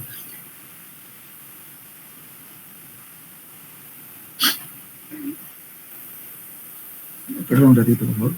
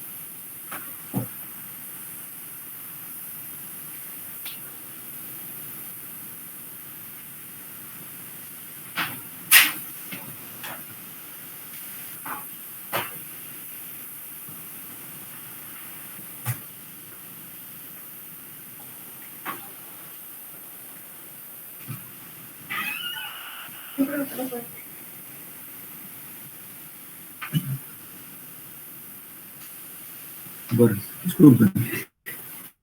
Bueno, ahora, lógicamente, en función, digamos, de la necesidad, si la obra va a ser perentoria, o sea, provisional, o si va a ser definitiva, entonces hay que hacer un plan de drenaje. Entonces, en el plan de drenaje, la colocación del sistema de drenaje depende de la forma de flujo y del que se desee establecerse, ¿verdad? Si el drenaje va a ser instalado en una presa, por ejemplo, la posición del agua antes y después del drenaje puede establecerse por medio de red de flujo. Ahora, lógicamente podemos hacer, este es un esquema que estoy mostrando acá. En la parte superficial tenemos un terreno, este es un suelo permeable, en la cual lógicamente si hacemos alguna estructura acá puede hacer daño, pero podemos captar también agua mediante tuberías, que esto funciona por un permanente para no afectar justamente la zona de construcción. Entonces, en el plan de drenaje, ¿no es cierto? Pueden haber diferentes tipos de obras. Por ejemplo, podemos ver acá filtros, conductos, sistemas de eliminación del agua. Un dren completo tiene 3 componentes: filtro, el conducto o colector y el sistema de eliminación.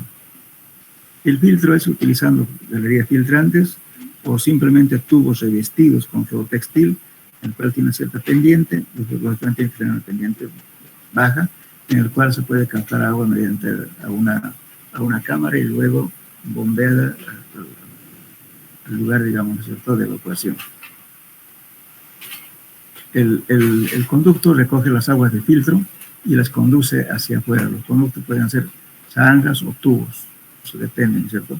Simplemente, inclusive, zanjas excavadas con material filtrante. ¿Y qué es material filtrante? Son materiales permeables, que son la grava o grava graduada. El diámetro corriente de las perforaciones de los conductos es de 3 a 8 milímetros y requiere un filtro con un tamaño de 13 milímetros. Generalmente aquí, en nuestro medio, si colocamos tubos, por facilidad siempre estamos usando tubos de 4 pulgadas o rara vez utilizamos tubos de 6, porque eso sería para mayores sistemas de dren.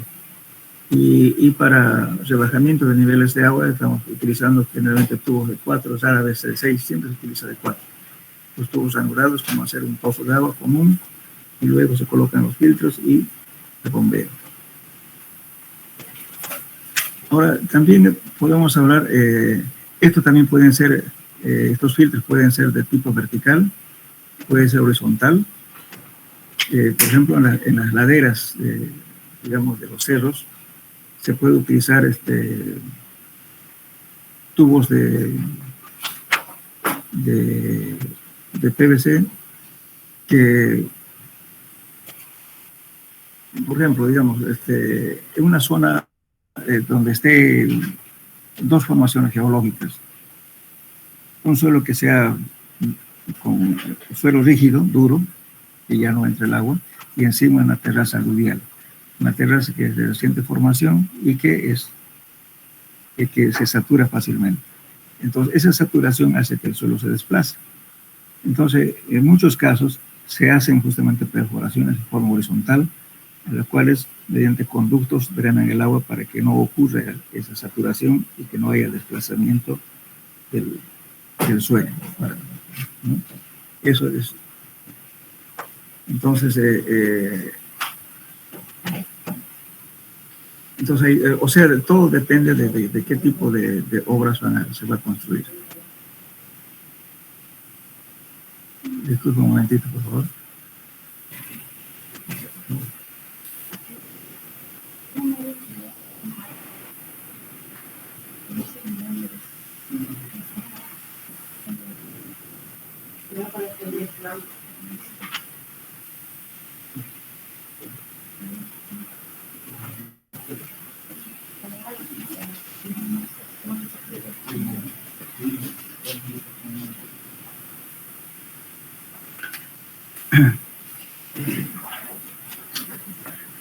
Bueno, van a disculpar, jóvenes, lo que pasa es que tenía que llevar un documento al DIPOB, perdí mi placa. Bueno, entonces, ahora el asunto de este famoso dren francés. ¿Qué es dren francés? Simplemente acumulación de grado o piedra triturada. La función que cumple es que esto deja pasar el fluido libremente. Creo que ya le hablé a ustedes otro día. Hay un... Vamos a hablar lo siguiente. Por ejemplo, el dren francés se utiliza donde hay flujos de agua. Supongamos que una zona negadiza. Por ejemplo, hablemos de la zona de Uruguay, de Santa Cruz hacia el río Piraí. Esa parte, por ejemplo, si ustedes se dan cuenta, cuando hay crecidas, resulta que el agua sube y por tanto se desplaza debajo de la pie del talud. En ese pie del talud, en partes, está colocado justamente piedras que están inclusive con mallas, el cual permite que el agua pase por debajo sin ningún efecto. Entonces, en flujo natural. Lógicamente, eso hay que mantener limpio, porque a veces crecen las plantas. Entonces, eso es importante, porque sobre eso, como las piedras están bien acomodadas, se puede hacer una carretera común. O también se hace, también, por ejemplo, digamos, el tren francés, se hace también en caminos. Si tenemos caminos, por ejemplo, ¿no es cierto?, donde hay material, o sea, por ejemplo, vamos a hablar un poquito de la avenida Alemania, del segundo al tercer anillo. Del tercer anillo hasta el cuarto anillo. Y, por ejemplo, hubo un problema serio porque justamente había, por el canal que se hizo, ascendió el nivel freático. Y encima pues, pasaron camiones de alto tonelaje, cosa que ese lugar no estaba hecho para eso. Entonces causaron daño al pavimento inicialmente cuando se inauguró la obra. Pero no era un problema de falla de ingenieros, era un problema imprevisto, que eso estaba por un camino natural, pero no para que pasen camiones de alto tonelaje, ¿no es cierto?, como son los cañeros que van a San Orepio. Entonces pasaron por ahí por emergencia porque estaba trancado el cuarto anillo. Bueno, pues y encima llovió, entonces la lluvia hizo que el nivel de agua ascienda para arriba porque el canal que le vistieron sirvió de cortina. Entonces no hubo un flujo natural. Entonces el suelo se saturó y hubo problemas de hundimiento en partes. Hubo una bulla tremenda, grande. Como siempre, ¿no? Cuando hay problemas, para criticar son buenos. Antes de investigar están hablando malas cosas.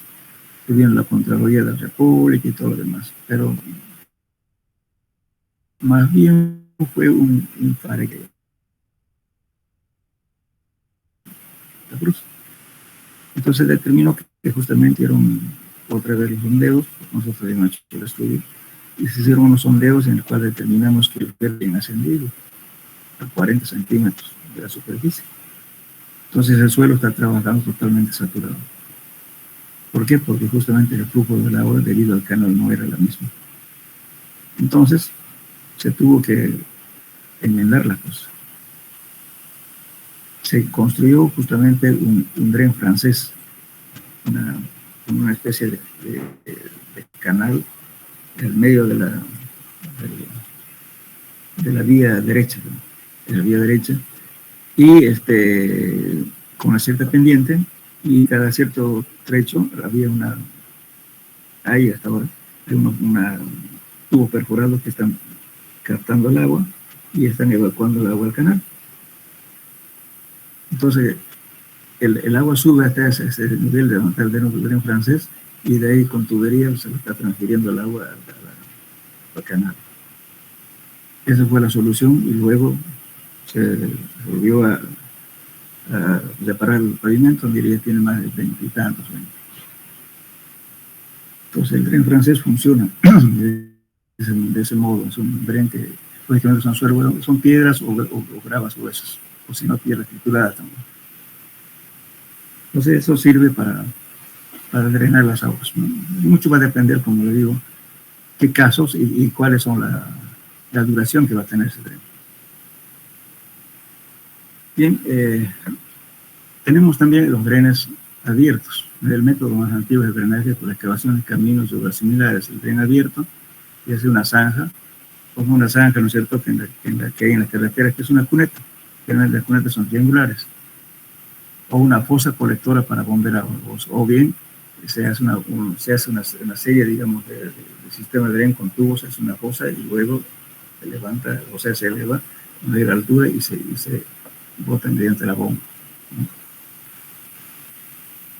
Ahora, ustedes conocen una estación de transferencia, lo que tiene Sabapac.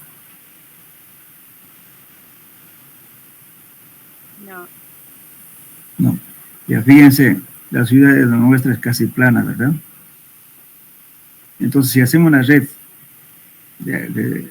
digamos, para botar aguas servidas, resulta que para llevarlo más lejos, lógicamente van a tener que entrar a mucha profundidad, ¿verdad? Entonces no se puede trabajar así. Entonces, la estación de transferencia, ¿qué es? Lleva un tramo determinado y luego hay una fosa y luego a través de una bomba lo vuelve a subir. ¿Entienden? La pendiente baja hasta cierta parte y con una bomba lo suben otra vez de nivel y luego otra vez lo vierten así, por estaciones, digamos. Y por eso se llama estación de transferencia. Y entonces de ese modo se evacúan las aguas hacia la laguna de oxidación. La única forma, digamos, de trabajar en zonas que no tienen mucha pendiente. Ahora sí, en La Paz más bien habrá que evitar de que el agua corra con mucha velocidad. En cambio aquí, no, al revés. Si vamos dando una pendiente, va a haber un lugar en que ya va a ser demasiado hondo y no podemos trabajar así, entonces hay que subir mediante una bomba. Ese es el sistema de transferencia. Para que puedan seguir continuando con la... Claro, entonces puede llegar sí, otro tramo, ya cuando está otra vez hondo, otra vez está así, otra vez lo suben y otra vez va tirando así. Bueno. Entonces ese es justamente un sistema de dren, ¿no? Y lo mismo se puede hacer con aguas de lluvia, lo mismo. ¿Por qué no hacer qué sé yo, tuberías enterradas, ¿no es cierto? Y luego lo transferimos, ¿no? Ahora, por ejemplo, ¿por qué nuestra ciudad rebalsa del agua? Porque lamentablemente todo el proceso que se realizó por pavimento en la parte central no tenía ni siquiera levantamiento topográfico, el plano y altimétrico. Y bueno, todo el estudio de eso, bueno, le hizo un abogado por el levantamiento. O sea, por cuestiones, bueno, no sé por qué razón, pero ahora era bastante difícil conseguir. Todo el mundo llevaba su BM, ¿no es cierto?, que está en el Cristo. ¿Conocen dónde está el BM principal de Santa Cruz o no? ¿Hola? No. Está en el Cristo. Y hay otro BM en la terminal vieja, en la Cañote. Entonces, por eso se hicieron tramos parches, ¿no? Con diferentes, por eso la ciudad a veces no está bien diseñado en realidad el sistema de dren. Y encima, canales que se están cayendo justamente por qué razones. Porque no se tomó en cuenta, ¿no es cierto?, el tipo de suelo y qué erosión va a producir ese suelo. El canal Chivata, por ejemplo, en esa zona tiene arcilla expansiva, dispersante. Y bueno, la arcilla dispersiva, ¿qué pasa? Se va deshaciendo con el agua y por tanto se va haciendo zanjas y se cae justamente los canales. Entonces por eso es importante mejorar las características de estudio cuando se hacen canales. Y eso muchas veces, ¿no? Eso falla justamente el departamento, pues, técnico, ¿no?, de la entidad que construye canales o el calculista, por ejemplo, ¿no? Bien, esas son cuestiones, digamos, no hablaremos de lo demás, pero ese cuidado hay que tener cuando se hace una estudio, hay que pedir qué tipo de arcilla, hacer una pruebita, ¿no? Bien, entonces, ahora lógicamente vienen los drenes abiertos, como les digo, pueden ser, por ejemplo, ahora todo el sistema de los canales que tenemos en la ciudad de Santa Cruz, que son canales abiertos, ¿verdad? Son revestidos porque tienen que durar muchos años. pero también se puede hacer canales abiertos solamente para alguna obra determinada, para emergencia. Eso va a depender mucho del tiempo que va a durar. Ahora, los heces drenados, tenemos todo el sistema alcantarillado, ¿no es cierto?, pluvial, que es dreno cerrado, ¿verdad?, que va bajo tierra. Y, lógicamente, que la misma especificaciones técnicas dicen cada cuántos metros tiene que tener su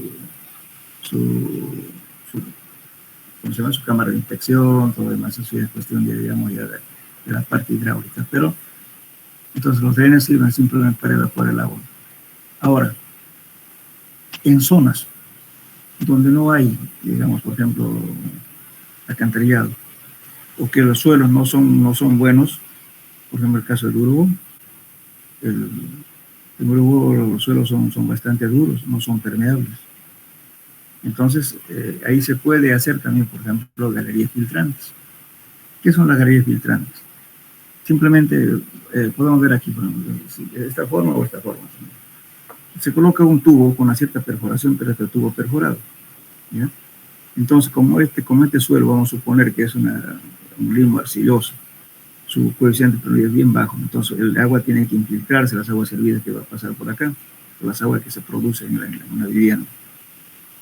Entonces, ¿qué hay que hacer con eso? Lógicamente, calcular el área de infiltración. El área de infiltración es justamente por dónde se va a entrar el agua, por aquí, por acá y por acá. Entonces, haciendo una prueba, ¿no es cierto?, fácil es eso, a los que les interese les puedo dar unos abacos y el método de hacer el ensayo. Se hace un ensayo en el campo, se hace una excavación, de acuerdo a norma, creo que es 30 por 30, no sé, no recuerdo, y luego se satura ese suelo, hasta que esté completamente saturado se le va echando agua. Una vez que esté completamente saturado, entonces se coloca una regla y se controla el tiempo, ¿no es cierto?, y la cantidad de infiltración que ocurre en ese pozo que se ha hecho. Eso es en el sitio. Y con ese valor te va a ir un abaco, y el abaco va a decir que la infiltración es tantos litros por metro cuadrado. Entonces, con esa prueba dice, muy bien, tengo o sea, la cantidad de familias o las personas que viven en una casa, si supongamos que sean 5 personas, de las 5 personas que consumen, que sea 200 litros de agua, digamos, serán 1000 litros. Entonces yo puedo saber qué cantidad de áreas de infiltración voy a tener para evacuar el agua que va a producir esas 5 personas. Y lógicamente aquí va a ser tubo perforado con una cierta pendiente, y luego voy a cubrirlo esto con geotextil y luego con grava, como en este caso mejor ponerle una cobertura de grava para que el agua salga. Y entonces de ese modo puedo hacer funcionar el sistema de drenaje. A veces igualmente hay lugares donde cae el agua del techo y no sabemos dónde meter el agua. También se puede hacer eso. Lógicamente aquí se coloca un suelo vegetal y coloco las plantas, y las plantas van a estar bien abonadas y bien regadas. En Las Palmas, antes que haya sistema alcantarillado, también se utilizó este sistema. En infinidad hay muchas posibilidades, ¿no es cierto?, de verla. Más que todo uno para poder determinar un sistema de drenaje, hay que fijarse qué tiempo le va a durar. Entonces, en función de eso se hace el cálculo.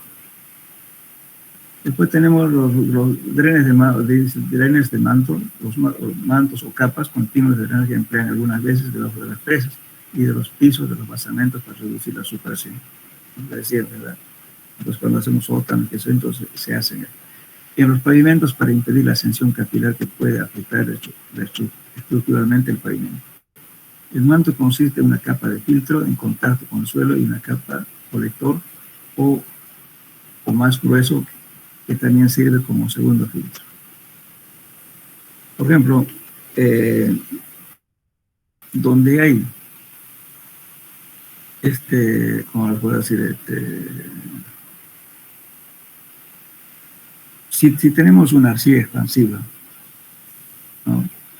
Sabemos que cuando hay bastante agua, la arcilla se expande aumenta el volumen. Y después, en la época de estiaje, disminuye. Pero esa deformación no es igual ya a lo que subió, sino siempre en lo remanente. Y por tanto, con el tiempo, esa carretera va a quedar totalmente ondulada. En esos casos, ¿no es cierto?, se puede determinar la presión de hinchamiento y colocar el peso que contrarreste la presión de hinchamiento. ¿Entienden? O sea, se hace, les di el otro día una tarea, espero que yo lo voy a dar preguntas hoy día y me lo van a poner, todas las preguntas que se hagan me lo van a poner aparte para ver quiénes leen. Luego dijimos, ¿no es cierto?, que el asentamiento por consolidación se utiliza ¿qué se utiliza para hacer consolidación? ¿Qué equipo? Edómetro, ingeniero. Exactamente, edómetro o consolidómetro. Bien, eso. Pero para medir al revés, ¿cuánto es la presión de hinchamiento? ¿Qué se mide? Esa la pregunté a ustedes. ¿Qué equipo se llama eso?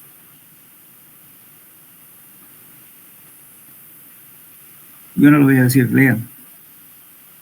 Me lo van a poner, hoy los voy a mandar las preguntas ya del primer tema, para que ustedes vayan resolviendo y las preguntitas que les estoy haciendo me lo ponen aparte. ¿Me entendieron, no? ¿Qué se llama el ensayo para determinar la presión de hinchamiento? El de asentamiento ya dijimos que es edómetro o consolidómetro. Pero ahora voy a medir al revés. Yo quiero saber con qué presión no me va a dejar ya de hincharse o de aumentar el volumen. Justamente el aumento del volumen es cuando esté aumentando el agua. Se va a tener una presión grande. Bien. Bueno, decimos, ahora después los pozos profundos, o sea, los pozos profundos que se hacen, como ya dijimos, los pozos profundos son más que esos pozos que estaba hablando. Colocar tubos, ¿no es cierto?, con un sistema con filtros ranurados, con grava de empaque, todo lo demás. También pozos horizontales, que también les dije ya, que eso se utiliza en las laderas, algunas veces en la...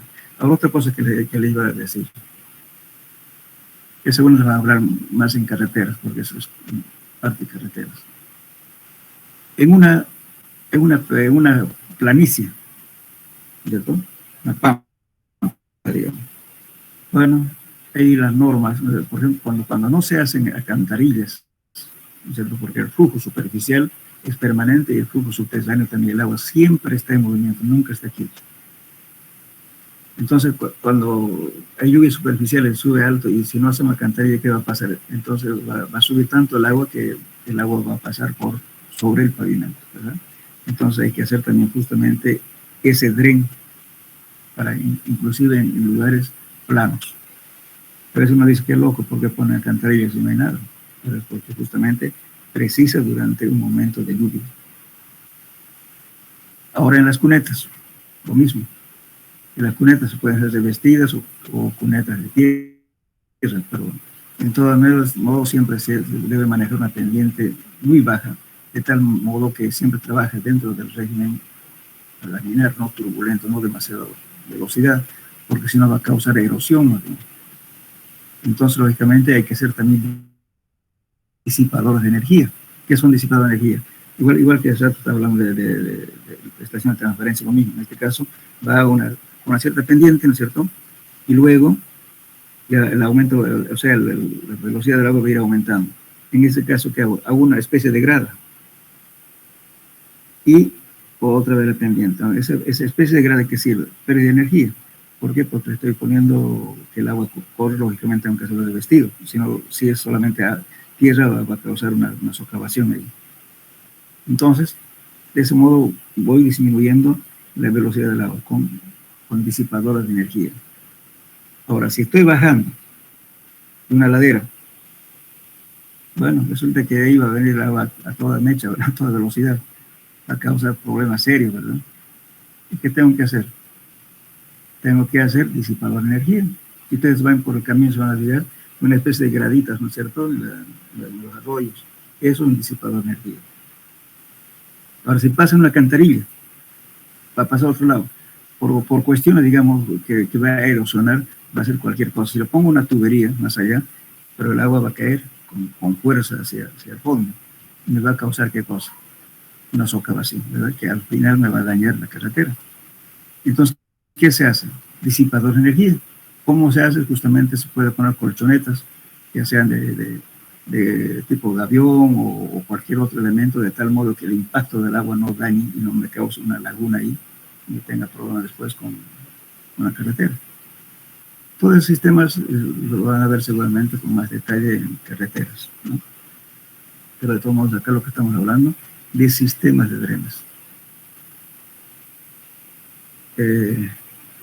Terminaremos este cortito, ¿ya? Terminamos el tema. Después estos son los pozos filtrantes, que se llaman well point, o también pozos de pequeños diámetros. ¿En qué consiste esto? Generalmente esto se utiliza para hacer excavaciones en tierra. Por eso las empresas que tienen estos equipos para hacer, qué sé yo, tendido de tuberías, digamos, ¿no es cierto?, de aguas servidas, entonces esto siempre va a ser mucho más rápido. Porque si yo tengo agua, voy a poner mi zanja unos 2, 3, 4 metros, digamos, entonces va a ser difícil de que yo cada vez tengo que poner entibado, tengo que poner maderas laterales o planchas con travesaños, y es un dineral y además me cuesta mucho tiempo. Entonces este well point se clava, ¿no es cierto? Tiene doble filtro, un filtro interno metálico, y por encima tiene otro agujero más grande. Entonces aquí tiene una punta que se llama, igual que esta aquí, es una boquilla. Entonces meto agua y le meto por chiflón. Pongo una bomba, digamos, de agua por acá y le bombeo agua de aquí y automáticamente se va a excavar y se va a ir hundiendo esto. Eso siempre y cuando tenga solamente arena, pero si tengo arcilla ya no voy a poder hacer eso. Entonces tengo que perforar para meter esto. Si es arcilla. Ahora, si es pura arena, entonces es fácil. Le damos de arriba nomás, metemos la bomba acá y le inyectamos agua a alta presión y por aquí sale, por eso a veces se llama chiflón, la presión de agua, porque aquí hay una boquilla. Entonces se va perforando y se va metiendo el tubo. Ahora, si no se logra eso, si tenemos otra cosa, entonces, bueno, hay que colocar filtros en la parte lateral. Y luego, estos filtros que están colocados acá, se utiliza un tubo con un colector. Y a través de una bomba estamos sacando simultáneamente agua de diferentes pozos. Entonces hago la excavación, coloco el tubo, cierro el tramo, paso el otro tramo. Este mismo sistema, hay ahora una empresa apareció allá en Santa Cruz, una empresa que alquila el waypoint para sótanos. No sé cuánto, dice que es caro, no sé cuánto cobra por hora, creo que cobra. Entonces ahí este sistema. Entonces el sistema es más usado para excavaciones de canales, ¿no? Para enterramiento de tubos. Una vez que terminamos, sacamos esta herramienta, lo ponemos a otro tramo. Entonces por eso es difícil competir con las empresas que tienen este sistema, que están colocando maderas para enterrar. Eso se llama well point. Bueno, yo creo que con esto terminamos este tema. ¿Alguna duda? Pregunten, por favor.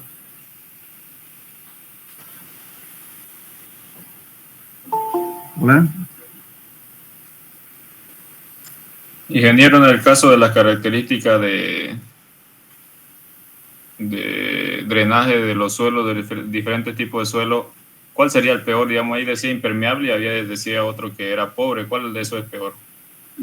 Mire, lo que pasa es que si usted quiere drenar, ¿cómo lo puedo decir? Si está haciendo un sótano, si hay arena, entonces, bueno, es fácil meter este sistema. Si usted quiere, puede drenarlo, si quiere, depende de qué profundidad quiere hacer. Entonces, con varios tubos que usted coloca en el entorno donde va a hacer la excavación, y saca agua, y va botando agua permanentemente. Una vez que ya coloque todo su trabajo, entonces deja de bombear, ya no tiene agua. Ahora, si no se hace eso, entonces se colocan pozos, digamos, como hacer pozo de agua, lo mismo. Se perfora, se coloca el tubo ranurado, se lo coloca grava, se limpia el pozo y luego coloca una bomba sumergible y va bombeando. Entonces eso, cuando son áreas reducidas también, ¿no? Entonces, pues, cuando es un área, digamos, como ser una tubería, por ejemplo, entonces es mejor trabajar con ese sistema. En algunos casos, cuando la gente no tiene, lo hace pozos así, en esta misma forma, pero digamos, artesanalmente. Y he visto, creo que un portachuelo, que un tipo se inventó esto. No sé en qué población vi este sistema, ¿cierto? Que es netamente de tipo artesanal, se los fabricaron, pero funcionó. Cuando son personas estratificadas, entonces por eso es difícil, a veces hay arena, arcilla, otra vez hay arena, entonces ahí hay que tratar siempre, digamos, de ver qué tipo de obra vamos a hacer para poder sacar el agua para bajar los niveles. Bien, creo que tienen clases.